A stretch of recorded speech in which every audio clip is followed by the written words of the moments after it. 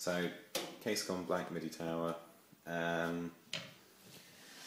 the LG DVD drive, 8800 GS, 3 120mm fans, a Casecom power supply, CPU cooler, and believe it or not, this is only a total of 1GB of RAM. This is an Intel Pentium 4 processor, and on the floor is the motherboard that I'm going to be using. I'm also going to put an 80GB hard drive. So yeah, as I say, it is literally just parts that I've had lying around my room. Obviously a few parts are new, like the power supply, the DVD drive. But yeah, I just thought it would make sense to build a computer, get some use out of it. So yeah, I'll be updating. Okay, just a quick update. I've just added the toolless drives. They didn't actually give me enough to do 2 more the other side. But hey ho, 25 quid case, what do you expect? Yeah.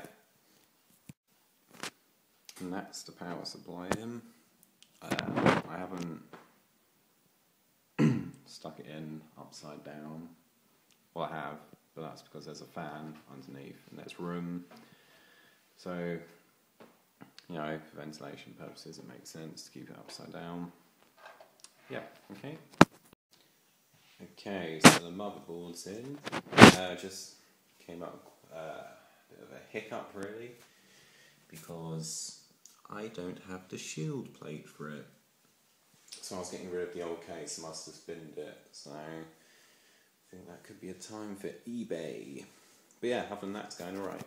Oops, finger! Just installed the CPU fan, which was the biggest pain in the arse ever. Such an awkward bastard to get in, but it's in, yay! And the DVD drive is in. Okay, so here we are. Graphics card installed, RAM installed, it's all basically in, everything I need. Attached a blue LED to the back and 2 to the side panel. So yeah, I'm about to turn it on and see what happens, so that'll be interesting. Okay, this is my second attempt of booting it up. First attempt didn't go so well. That was because I didn't have something connected to the motherboard. The CPU fan doesn't turn, so I'm guessing that's faulty. It sort of struggles to go around. But yeah, this is just me booting it on.